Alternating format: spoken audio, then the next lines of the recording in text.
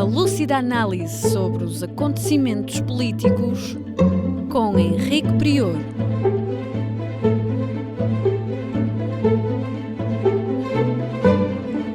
Política Impura, na Rádio Transforma. Sejam bem-vindos a mais um Política Impura, na Rádio Transforma e na revista Em Comunidade. Peço-lhes para partilharem o programa, colocarem gosto e, sobretudo, subscreverem o canal da Rádio Transforma, o que é muito importante para este projeto de liberdade, igualdade e fraternidade sem fins lucrativos. Começarei este programa por agradecer os comentários que amavelmente foram feitos ao anterior programa. Um por Celso Japiaçu, que foi extremamente simpático, mostrou que gostava muito do programa. Eu agradeço, embora acredite que temos ainda muito a melhorar e melhoraremos certamente com a colaboração dos nossos ouvintes. Outro de Mia Gallegos, que envia um comentário a partir da Costa Rica, dizendo que, como em Portugal, ou mais do que em Portugal, os ricos na Costa Rica não pagam impostos. Quem paga são as classes médias e o povo do modo geral. É infelizmente isso que se passa neste capitalismo selvagem.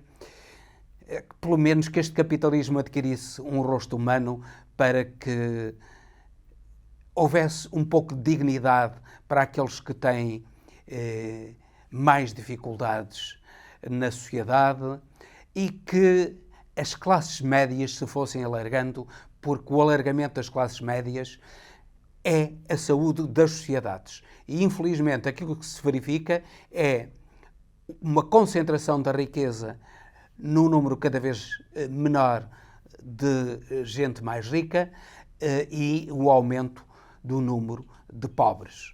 Enquanto que aquilo que seria desejável seria precisamente o contrário, o alargamento da face intermédia da sociedade. Esperamos que estes programas sirvam precisamente para combater essas injustiças sociais, para combater essa selvageria do capitalismo e para tornar as nossas sociedades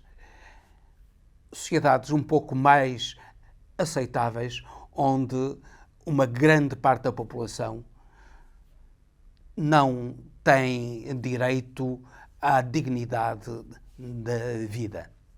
Uma dignidade que a riqueza do mundo e das sociedades permitiriam se não houvesse esse capitalismo selvagem e se não houvesse a corrupção, como iremos falar também neste programa, que iremos falar um pouco da corrupção. A propósito de Moçambique, começaremos por falar de Portugal, com o ex-dirigente do PSD, Rui Rio, a ter a invasão da sua casa, a ter a sua casa vasculhada, para eventualmente encontrarem provas de alegados crimes contra Rui Rio.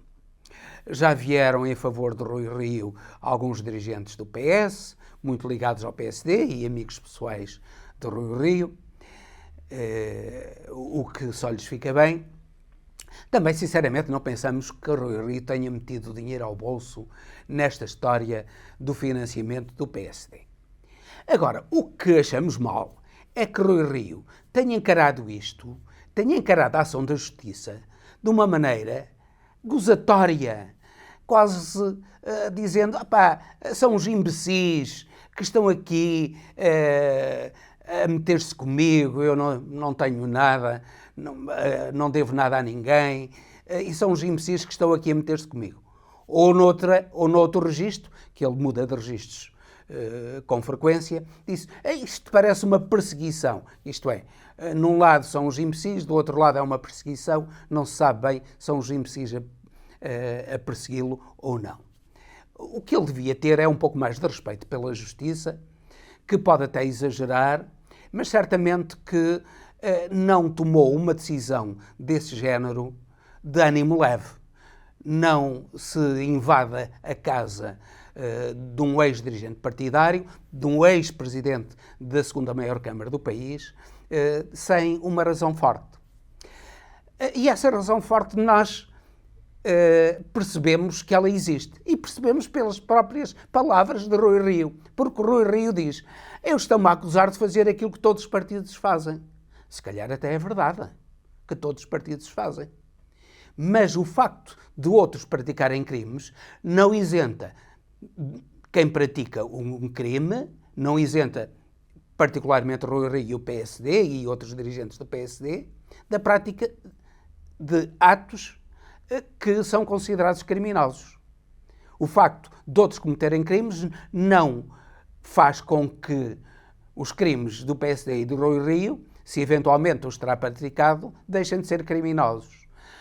Ora, pensamos que efetivamente será uma prática muito generalizada dos partidos e infelizmente a lei não é suficientemente clara para distinguir a forma como as subvenções aos partidos devem ser utilizadas e a forma como as subvenções aos grupos parlamentares devem também ser utilizadas. Parece que o que está em questão é a subvenção ao grupo parlamentar do PSD, na Assembleia da República, ter sido canalizada para financiar as campanhas eleitorais. E o que está em causa são, sobretudo, as campanhas eleitorais dos partidos.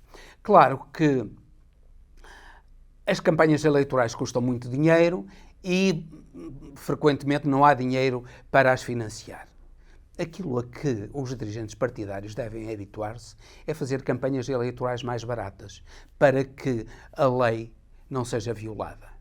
Pois lamentamos que Rui Rio tenha tido essa atitude arrogante e desprezo pela justiça. Aquilo que ele devia fazer era respeitar, era colaborar, e se é certo que ele não terá arrecadado dinheiro para si próprio, a verdade é que ele terá utilizado o financiamento público ao grupo parlamentar, que tem uma finalidade e cujos dinheiros não podem ser transferidos para as atividades partidárias.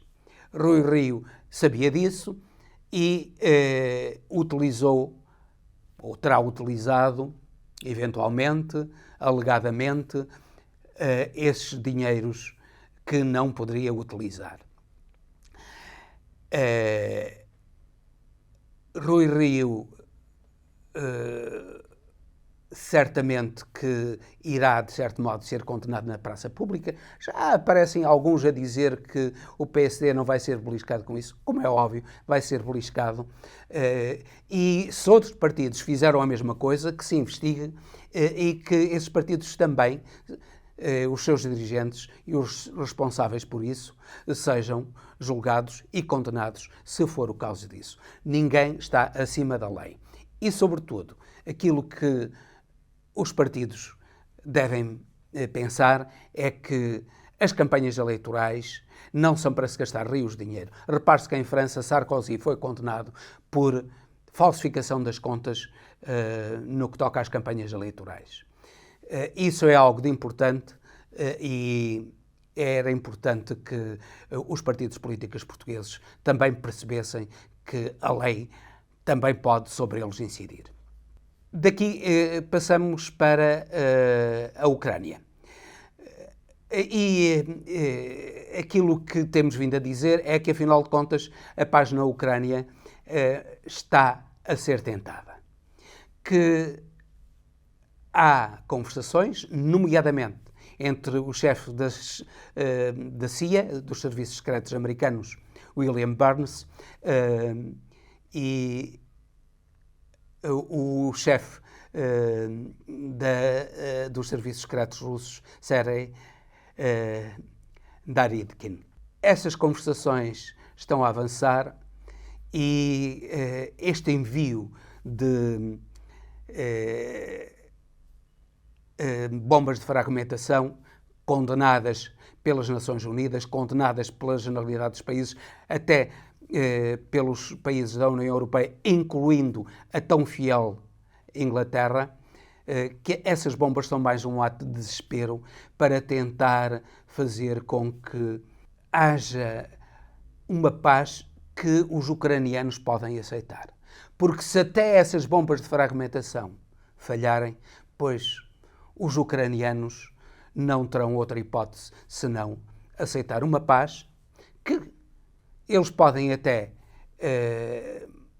não considerar, não respeitar como uma legalização da anexação do Donbass e da Crimeia pela Rússia, mas pelo menos o fim desta guerra que dilacera o povo ucraniano, fazendo algo parecido com aquilo que sucedeu na Coreia, uma paz em que as fronteiras não estão reconhecidas legalmente, mas estão reconhecidas de facto, tacitamente. E isso é que é importante porque permite que o povo ucraniano viva em paz. E daqui passamos para Moçambique, muito brevemente, porque Moçambique é um país dilacerado pela corrupção e um ex-ministro das Finanças, Manuel Chang, ministro das Finanças na presidência de Armando Guebuza entre 2005 e 2010, que estava preso na África do Sul desde 2018, foi agora extraditado para os Estados Unidos e começou a ser julgado na quinta-feira, dia 12 de julho, por corrupção, nomeadamente por defraudar o Estado moçambicano em cerca de 2.500 milhões de euros. Claro que Manuel Chang não fez isto sozinho. Armando Guebuza tem um filho que estava metido nesse esquema de corrupção. O filho de Armando Guebuza, também chamado Armando Guebuza, foi já condenado em Moçambique a 12 anos de prisão, coisa que não se considerou muito elevada. Em Moçambique a opinião pública não aceitou uma pena tão baixa por um conjunto tão grande de crimes de tanta gravidade, mas pelo menos já foi condenado. E aquilo que se passa relativamente ao julgamento de Manuel Chang nos Estados Unidos é que o governo de Filipe Nyusi não enviou para os Estados Unidos a documentação pedida pela justiça americana.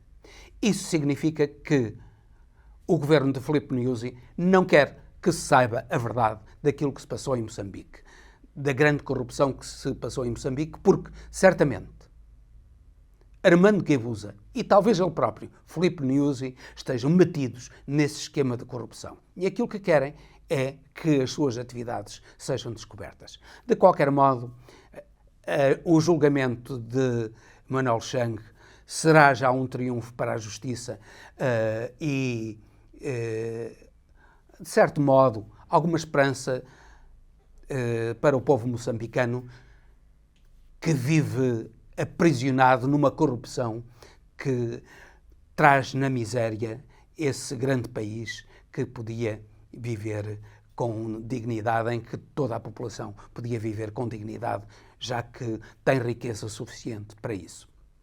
E com isto termino, despedindo-me com amizade até ao próximo Política Impura, pedindo-lhes novamente que partilhem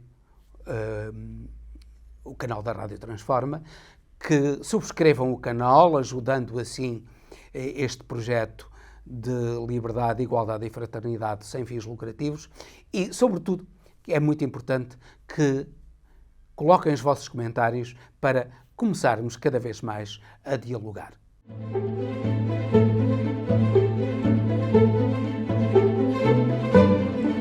Política Impura, na Rádio Transforma.